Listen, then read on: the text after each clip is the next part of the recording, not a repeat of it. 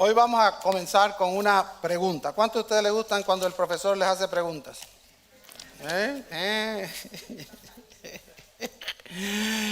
¿Qué opina usted de nuestro logotipo?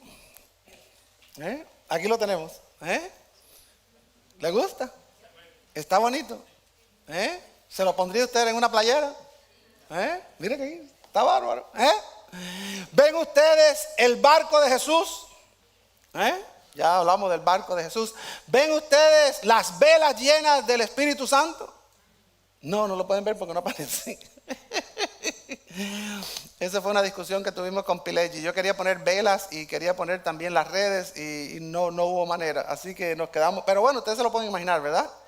¿Ven ustedes el pez?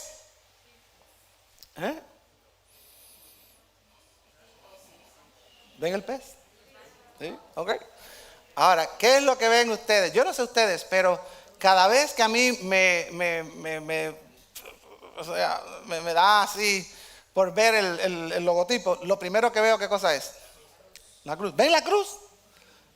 Resalta, como que quiere explotar de así la cruz. Entonces, vamos hoy nosotros a hablar acerca de la cruz en el centro. Okay. Y esto tiene que ver mucho también con la historicidad del evento de cuando Jesús fue crucificado, porque Jesús no fue crucificado solo, tenía que a un cubano y a un puertorriqueño al lado. No me tiren piedras, dice la Biblia que eran dos ladrones, así que vamos a ver. Entonces, ustedes saben que estoy jugando, ¿verdad? Pero lo cierto es que la cruz del medio es la que el mundo siempre está mirando. Y yo quiero compartir con ustedes que esto es importante. ¿Por qué? ¿Por qué la cruz está en el medio del logotipo de nuestra iglesia? ¿Por qué la cruz está en el medio de quienes somos? O sea, que cuando alguien diga, ¿quién es la iglesia bautista Peter Road? Que digan, la cruz está en el medio. Esta gente están centrados en la cruz. La realidad es que esa cruz es el centro de la vida de nuestra iglesia. Y tal vez algunos de ustedes no estén muy claros en eso y por eso que quiero compartir esto con ustedes. ¿Por qué la cruz debe ser central en la vida de toda iglesia? Piensen ustedes. ¿Por qué la cruz es el símbolo universal del cristianismo? Yo le he dado la vuelta al mundo y donde quiera que voy y veo una cruz, ¿qué digo? Una iglesia. O tiene que ser una institución cristiana, porque son los únicos que hacen eso. Yo estoy ahora enseñando una clase en Level College del Seminario Teológico Bautista de Nueva Orleans sobre religiones mundiales.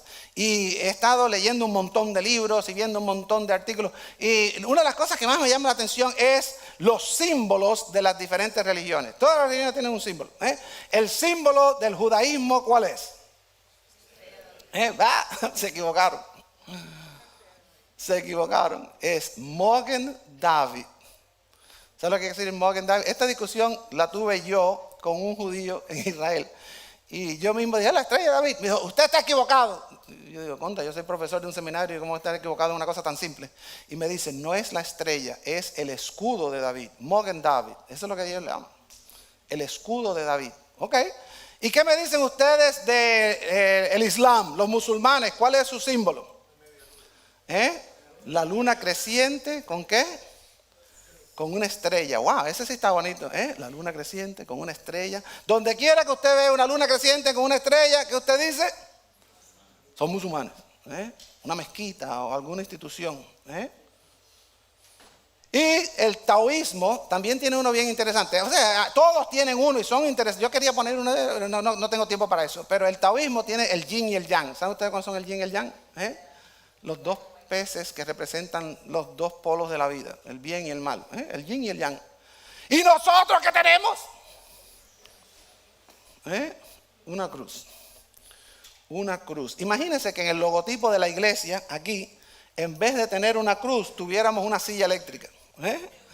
Nosotros somos la iglesia con una silla eléctrica en el centro de su realidad doctrinal. Y todo el mundo. Oye, si pongo una horca, Y si ponemos una horca, eso sería bueno, ¿verdad? La iglesia de la horca. O peor todavía, la iglesia de los ahorcados. Ok, no se rían. No se rían porque tenemos una cruz. Para nosotros, ¿cuántos de ustedes han visto una persona crucificada? Nadie, porque es barbárico. Y los bárbaros aquellos crucificaban a la gente para que la gente tuvieran tanto temor de la muerte que dijeran, no, yo no robo, porque si robo me van a crucificar. ¿Qué? Ir yo en contra del César, ¿qué? Para que me crucifiquen. Y crucificaban a la gente desnudos delante del mundo, lleno de moscas, de animales, de pájaros, de todo. Era una sentencia de muerte horrible. O sea que cuando nosotros tenemos una cruz, no se crean que es algo romántico. Entonces, permítanme compartir con ustedes 3 razones por las cuales nosotros somos una iglesia que está centrada en la cruz. Y vamos a estar mirando el pasaje que leímos en Marcos 8, pero hoy yo voy a hacer trampa. Y ustedes sigan en su Biblia, en la versión que tienen, pero yo voy a estar leyendo de la nueva traducción viviente. Y la nueva traducción viviente nos da un lenguaje un poquito más fácil de entender. En primer lugar, quiero decirles que nosotros estamos como iglesia centrados en la realidad de la cruz. A ver, ustedes digan, la realidad de la cruz. La realidad de la cruz. Ok, estamos centrados en la realidad de la cruz. Y dice entonces la palabra, en el capítulo 8 de Marcos, en el versículo 31, estoy leyendo de la nueva traducción viviente. Dice que entonces Jesús comenzó a decirles que el Hijo del Hombre, ¿quién es el Hijo del Hombre? Él. Entonces, ese fue el término que usó Daniel para hablar del Mesías. Y un poquito antes de esta conversación que Jesús tiene con sus discípulos, ya Pedro había hecho la declaración cuando Jesús dijo, ¿y quién dicen ustedes que yo soy? Y Pedro le dice, ¿qué cosa? Tú eres el Cristo, el Mesías, tú eres el Hijo de Dios. Entonces, estamos claros de que todo el mundo sabía que el Hijo del Hombre, ¿quién era? Jesús. Esa es la manera en que él habla de sí mismo. Dice, el Hijo del Hombre, yo tendría que sufrir muchas cosas terribles y ser rechazado por los ancianos, por los principales sacerdotes y por los maestros de la ley religiosa. Lo matarían, pero 3 días después, ¿qué pasa? Resucitaría. Yo quiero que ustedes entiendan que la realidad de la cruz es no solamente el centro de nuestra iglesia y de nuestro logo, es el centro de la fe cristiana, es el centro del evangelio. ¿Por qué? Porque el evangelio de Cristo está basado en 3 realidades históricas. 3 realidades históricas. ¿Cuáles son esas 3 realidades históricas? Que Jesús murió, estuvo sepultado en una tumba y resucitó de los muertos. Esas 3 realidades ocurrieron en vivo y en directo en la historia humana. Se han hecho investigaciones y se cree más o menos, y esto es una hipótesis, que Jesús fue crucificado abril 6 del año 30 de esta era del Señor.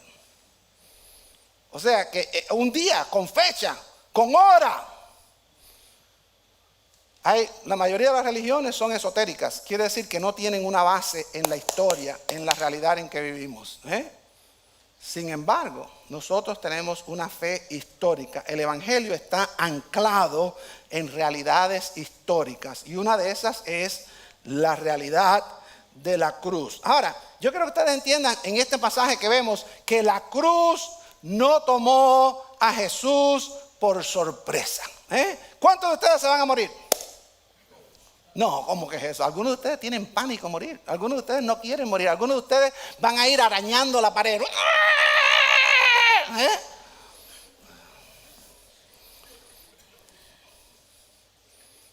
¿Cuántos de ustedes tienen alergias?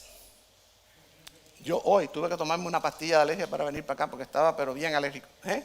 Ustedes saben que todos ustedes son alérgicos. Los seres humanos, desde que Adán y Eva pecaron y fueron expulsados de Edén, somos alérgicos a la muerte. Le huimos a la muerte, como dice el dicho, como el diablo a la cruz. Nadie, yo soy una de las pocas personas que hablo con mucha ganas de morirme. Yo estoy expectando, si yo me muero en 3 meses, yo estaré felicísimo. No quiero que ustedes piensen que soy un profeta, porque si sucede es pura coincidencia. Pero yo no tengo miedo a morir. Yo no tengo miedo a ir a lo desconocido de la muerte. ¿Por qué? Porque tenemos una palabra que nos da promesas que son inviolables. Lean el libro de Hebreos. Entonces, ¿qué me importa a mí de todas maneras me voy a morir? ¿Qué importa si me caigo en una patineta o que tengo cáncer? ¿Cuál es la diferencia? Pero lo cierto es que todos nosotros vamos a... Entonces tenemos miedo. No mencionamos la muerte. Decimos, no lo mencione, pastor, no vaya a hacer que se aparezca. Y entonces, ¿qué hacemos? Que usamos inclusive eufemismos. Le dio la patada al cubo. Fulanito, ¿qué le pasó? Cantó el manicero. Fulanito, ¿qué pasó? Se fue a otra dimensión. Porque no queremos decir, se murió.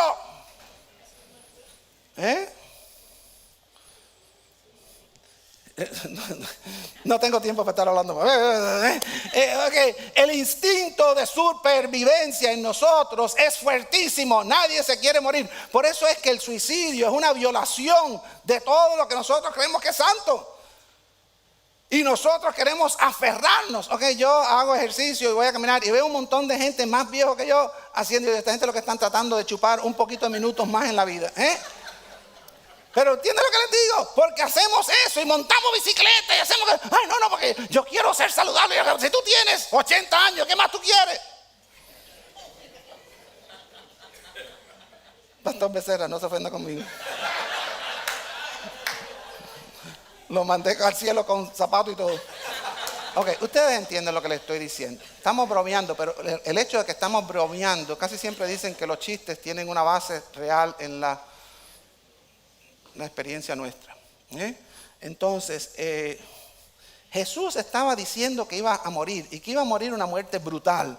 Y eso iba en contra de lo que ellos pensaban. ¿Te imaginas tú eso?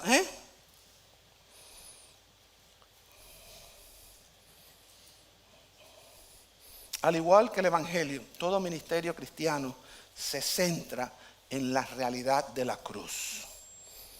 Todo Evangelio se centra en la cruz. Todo ministerio cristiano, todo lo que se hace en el nombre de Jesús está centrado ¿en qué? Fíjense que no está centrado en el amor de Dios, no está centrado en el trabajo de la iglesia, está centrado ¿en qué?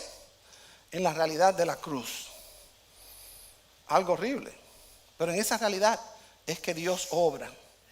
Entonces, por eso es que nuestra iglesia está centrada en la realidad de la cruz, porque es una de las anclas históricas de nuestra fe. En segundo lugar, nosotros estamos centrados en la experiencia. Ahora digan ustedes la experiencia. O sea, la realidad es histórica, la experiencia está en nosotros. La experiencia de la cruz. Dice el versículo 32, y estoy leyendo de la Nueva Traducción Viviente, mientras hablaba abiertamente. O sea que Jesús no simplemente dejó una frase y dejó colgando un pensamiento, sino que siguió hablando de eso. Estaban hablando de eso, no sabemos exactamente, pero dice que hablaba abiertamente de eso con sus discípulos. ¿De qué? De que iba a morirse, de que iba a ser crucificado. Pedro lo llevó aparte y empezó a reprenderlo por decir cosas semejantes. Jesús se dio la vuelta. Bueno, antes, déjame decir, ¿y Pedro quién es? El mismo Pedro que dice, tú eres el Cristo, el Hijo del Dios viviente. Ahora se aparece y dice qué cosa. Oye, brother, ven acá. Te están patinando el coco. Estás quemado, Jesús. Tienes que tomar un descansito de eso. Vete a orar por ahí. Jesús, parece que tú no entendiste muy bien la cosa. Tú eres el Mesías. El Mesías no puede morir. El Mesías tiene una vida que no puede ser destruida. Eso es lo que dice. Entonces, lo que Pedro estaba representando era la posición judía de aquel tiempo. Y Pedro, como es, en todas las clases siempre hay un alumno que sale primero que todos los otros. Y este Pedro era el de esta clase porque los otros están pensando igual que él. Si Jesús es el Mesías, ¿de qué está hablando este hombre? De que se va a morir y que va a sufrir y que lo van a votar y que los religiosos, que son los que lo tienen que ascender, son los que lo van a votar. Eso no tiene sentido ninguno. Jesús, algo está patinando mal. Necesitas descansar. Necesitas pensar bien lo que estás diciendo.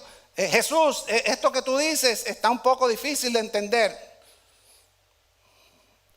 Y entonces Jesús se vira y su respuesta nos sorprende.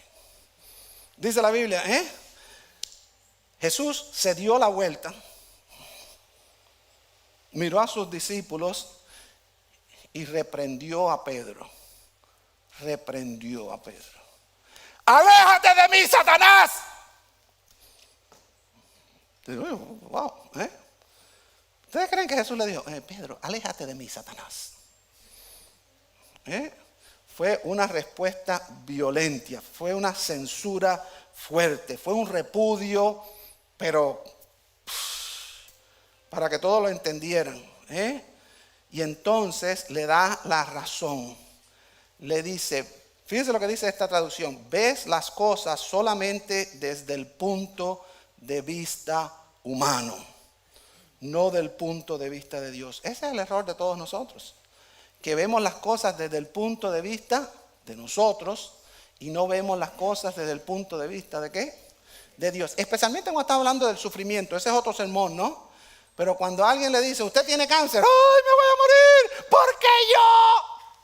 Porque estamos mirando las cosas ¿de qué?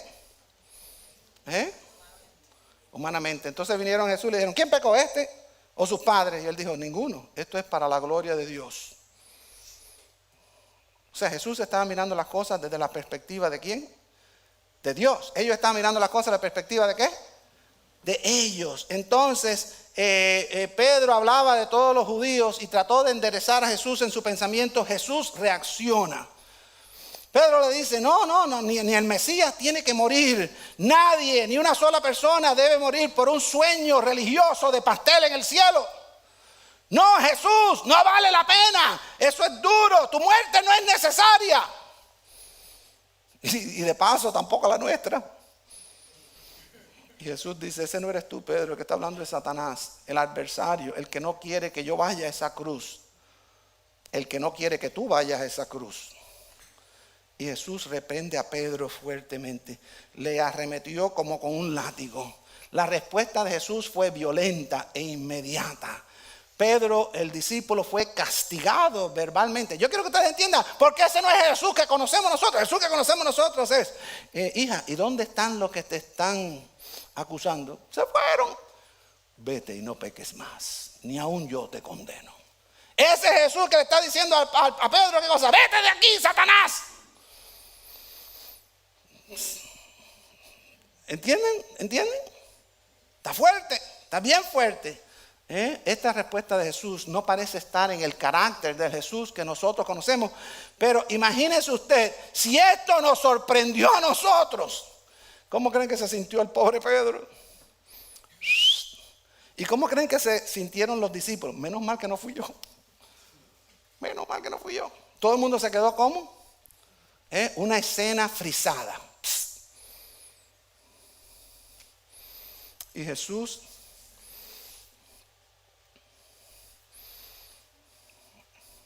bastante serio. ¿Cómo te sientes tú?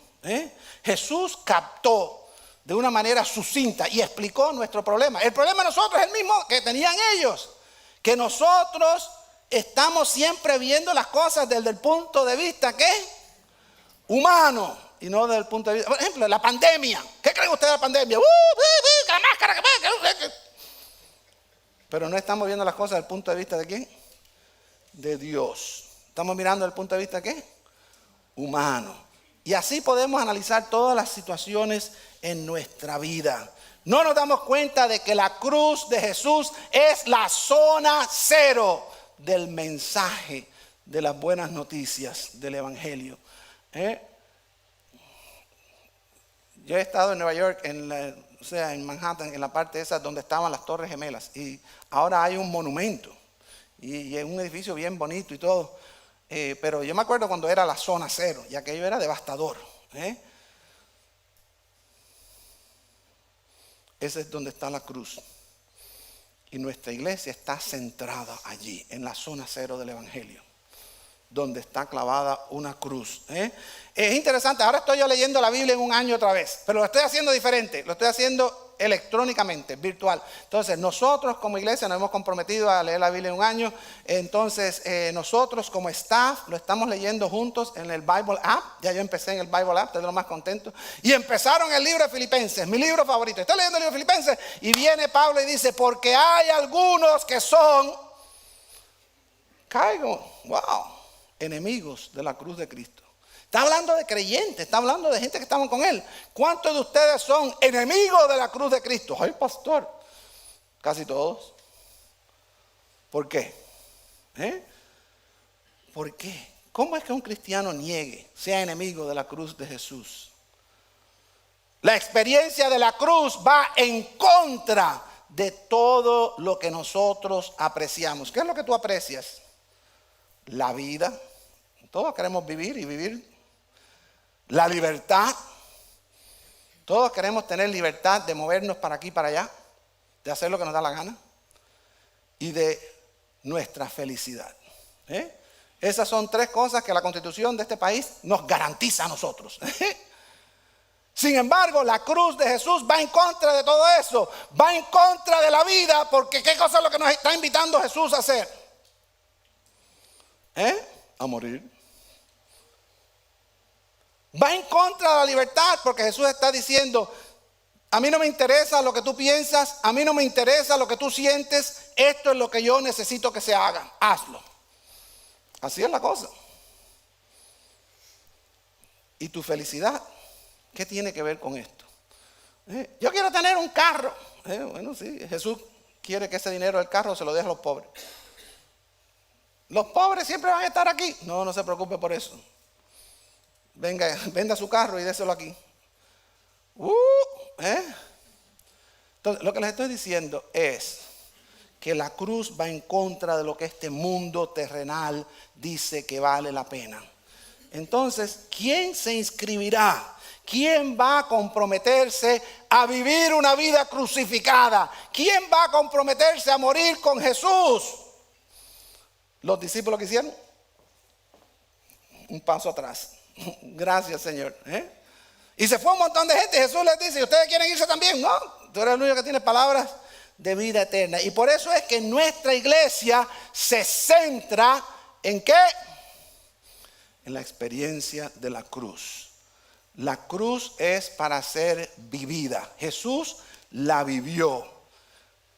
Nosotros tenemos que vivirla también. Vivimos nuestras vidas, pero la vivimos siempre bajo la terrible sombra de una cruz. Lo primero que se ve en el logo de nuestra iglesia es la cruz. Lo primero que se tiene que ver en nosotros como miembros de la iglesia es la cruz. Nosotros somos un pueblo crucificado. Hay un montón de iglesias que se están muriendo. Y es interesante, se están muriendo porque no han muerto. La mayoría de ellas no quieren hacer lo que Jesús quiere. O lo están haciendo equivocadamente. Entonces, ¿qué sucede? Que en vez de vivir están muriendo. Y hay un montón de iglesias que están predicando un evangelio sin cruz. Un evangelio que no incluye el sufrimiento. Un evangelio que no incluye el dar la espalda a la vida. Un evangelio que no incluye darle la espalda a lo que nosotros queremos. Darle la espalda a nuestra felicidad. Entonces, ¿a qué llegamos? Bueno, finalmente estamos centrados en la realidad, en la experiencia, y estamos centrados en la persona en la cruz. ¿Ok? En la persona en la cruz. Fíjense lo que dice el versículo 34 en adelante.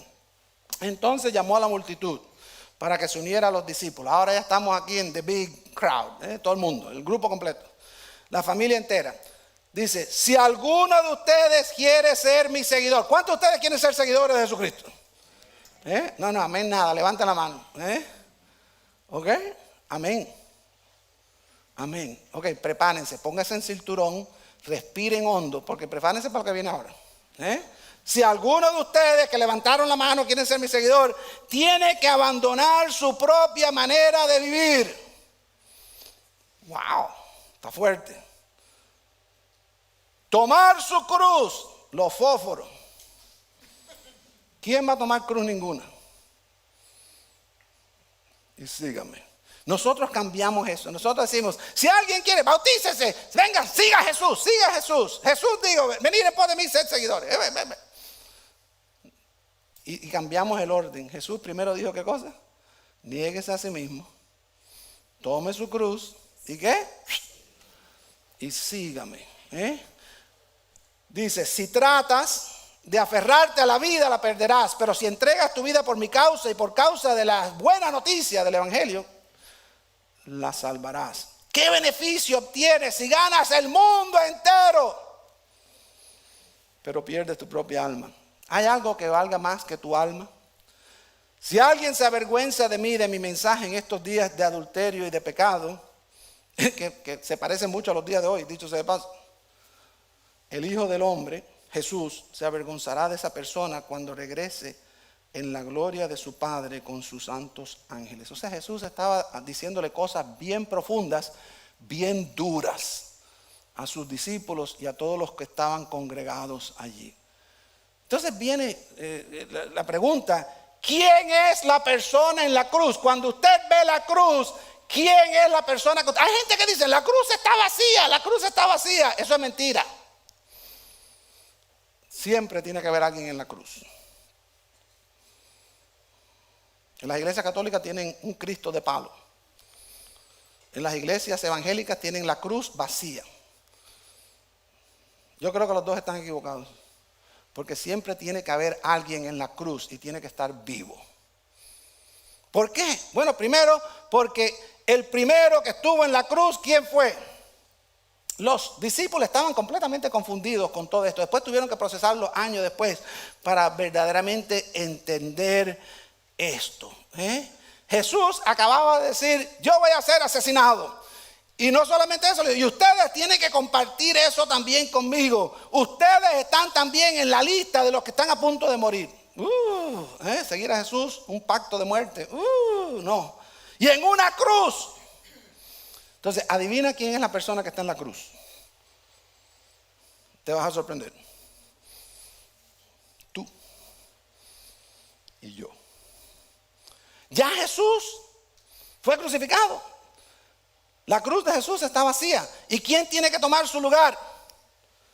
A través de la historia del cristianismo siempre van a haber personas que van a tomar el lugar de Jesús en la cruz. Ese Pedro fue crucificado. Ese Pablo fue crucificado. Miles de cristianos fueron martirizados por su fe.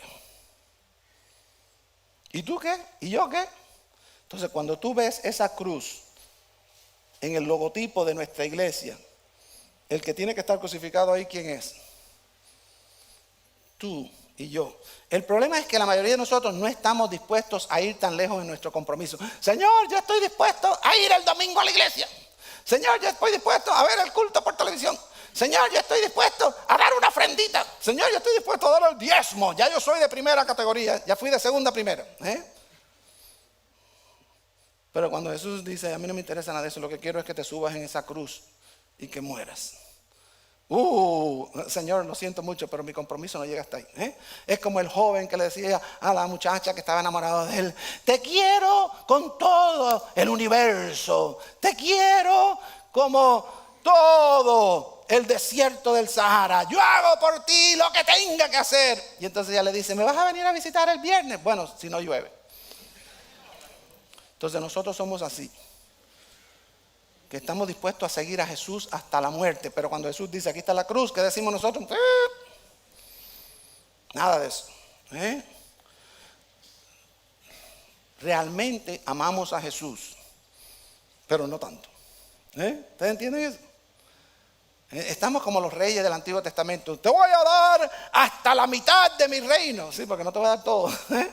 Jesús no quiere la mitad de tu reino, Jesús quiere todo. Jesús quiere que tú te subas en esa cruz y que mueras igual que Él. Entonces, la realidad es que nuestra iglesia se centra en la persona de la cruz. Y esa persona eres tú y soy yo. Y por eso es que queremos una verdadera iglesia llena de verdaderos discípulos. Y un verdadero discípulo es uno que hace ¿qué cosa? Se niega a sí mismo, toma su cruz y sigue a Jesús. Entonces hay un montón de personas que quieren seguir a Jesús sin cruz y sin negarse. Y eso es lo que dice Jesús, que cuando venga el tiempo del juicio, que entonces Él va a decir, yo estoy avergonzado de ustedes porque ustedes están avergonzados de mí. Yo no quiero llegar al cielo y que Jesús se avergüence de mí.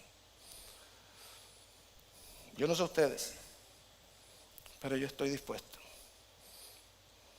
a negarme a mí mismo, Si por mí fuera, mi esposa y yo estuviéramos dando vueltas en un carrito de eso de móvil, una casa móvil por todos los Estados Unidos. Y estoy aquí. ¿Por qué? Porque Jesús nos quiere aquí. Y Jesús quiere que yo esté sometido a la cruz. Aquí estamos, sometidos a la cruz, siguiéndole a Él. Entonces, tenemos que hacerlo como iglesia.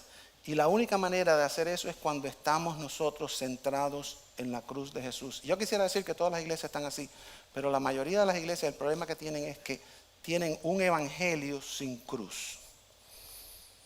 Todas las promesas del evangelio sin ninguno de los sacrificios.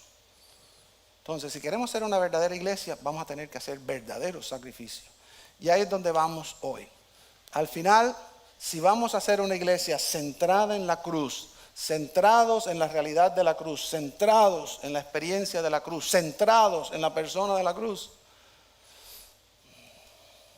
tenemos que comprometernos. Tenemos que hacer un acuerdo, un contrato, un pacto.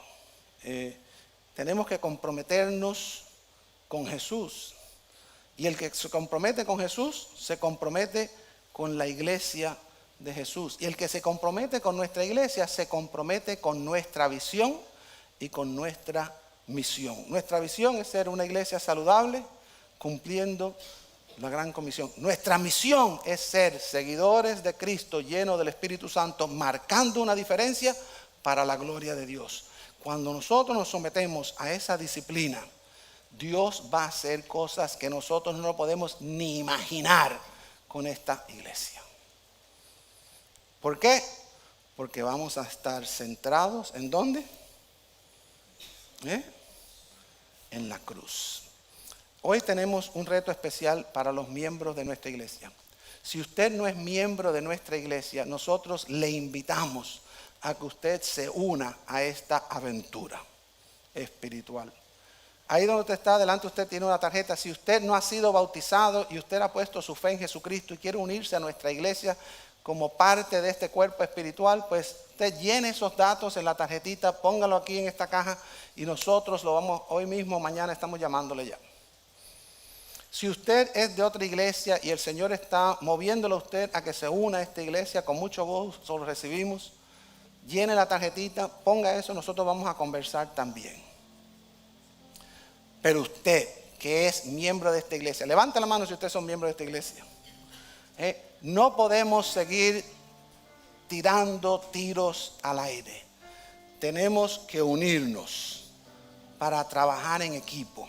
Y para unirnos tenemos que tener ciertos conceptos que sean recibidos por todos. Entonces, empezando en el verano, la iglesia nos dio a nosotros el trabajo de formular un proceso de membresía que representara lo que creemos y lo que somos, y que formuláramos un pacto, un convenio, un contrato de quiénes somos. Entonces nosotros conocemos lo que es un contrato. Usted firma un contrato por un carro, usted firma un contrato por una casa. Hoy estamos nosotros invitándolos a firmar un compacto, un convenio, un pacto.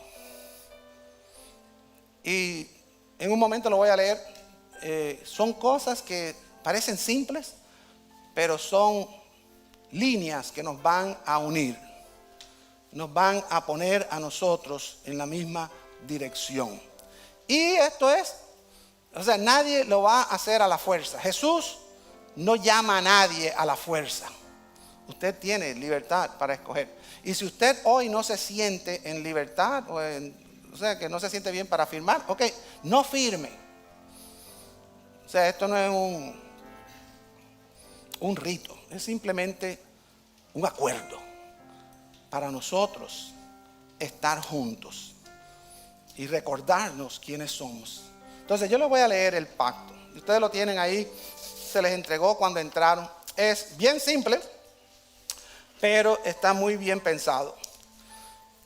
Y dice así: habiendo sido convocados por la gracia divina para arrepentirnos y creer en el Señor Jesucristo y adorarlo como Señor, habiendo sido bautizados en nuestra profesión de fe en Jesucristo, nos reunimos como iglesia y nos comprometemos a las siguientes afirmaciones.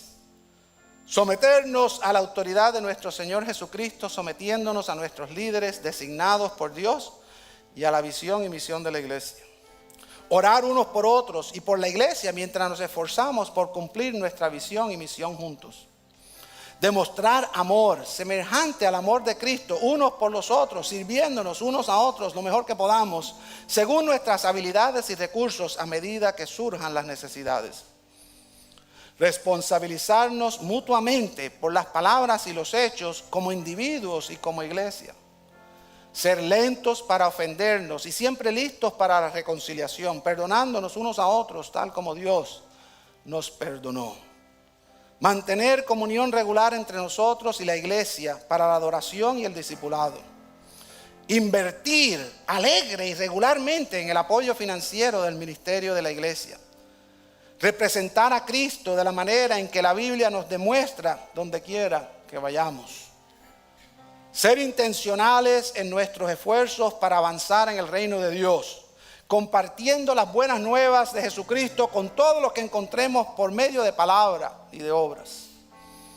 Crecer como discípulos practicando las disciplinas espirituales como se enseña en la Biblia. Esforzarnos por fortalecer a nuestras familias modelando los principios cristianos en nuestros hogares y en nuestras relaciones. Afirmar nuestras creencias como iglesia bautista según están definidas por nuestra confesión de fe. Siguiendo los mandamientos bíblicos, nos comprometemos a estas afirmaciones habiendo sido bautizados en nuestra profesión de fe. En el nombre del Padre, y del Hijo, y del Espíritu Santo, debido a nuestra obediencia a Cristo, con la ayuda del Espíritu Santo, para la gloria de Dios el Padre. Amén. ¿Qué significa este pacto? Este papel, ¿qué vale? Nada. ¿Esa pancarta qué es? Nada. Porque todo esto depende de quién. De que sí o no estamos nosotros centrados en la cruz. Si estamos sentados en la cruz, nadie va a tener ningún problema en afirmar este pacto. Si no, pues vamos a tener una situación. Yo les invito a todos los miembros, si usted no es miembro de nuestra iglesia, por favor, no firme el pacto. Pero si usted es miembro de nuestra iglesia, considere seriamente firmarlo. Ya hay varios en el primer culto que lo han firmado. Ya su pastor y la esposa de su pastor lo han firmado. Este es un momento sagrado. Ore. Si usted quiere hacerlo con su familia, espere un momentito y toda la familia lo puede hacer. Si usted quiere hacerlo la semana que viene o dentro de un mes, si usted quiere orar, lo que usted quiera. Pero lo que queremos es un compromiso real. Queremos ser una iglesia real. Ya yo estoy cansado de iglesias que están jugando a las iglesitas. Aquí vamos a ser una iglesia real. Donde en el centro, ¿qué va a estar siempre? La cruz. Y la cruz es simplemente compromiso con Jesús. Así que vamos a ponernos de pies para orar. Y yo los voy a encomendar en las manos del Señor. Queremos que todos los miembros de nuestra iglesia tengan la oportunidad de reaccionar ante las afirmaciones de este pacto, orar y unirse. Esto es lo que nos va a mantener unidos. Que cada vez que, mira lo que el pacto tiene. Y vamos a estar recordándoles siempre este pacto. Este pacto no es algo que lo vamos a poner y guardar, es algo que vamos a nosotros vivir. Yo sé que hoy en día la mayoría de las iglesias le importa 3 pepinos un pacto y que nadie le hace caso a ningún pacto y que la gente firma cualquier cosa. Pero yo lo que le estoy pidiendo a ustedes es hacer real delante de Dios para que podamos ser una verdadera iglesia. Vamos a orar. Señor y Padre, gracias por este momento tan bello en que tú nos das como iglesia de nosotros hacer un pacto contigo. Y hacer un pacto los unos con los otros para ser la iglesia que tú quieres que seamos. Señor, es muy bonito el barquito de Jesús y es muy bonito hablar de las velas llenas del Espíritu Santo.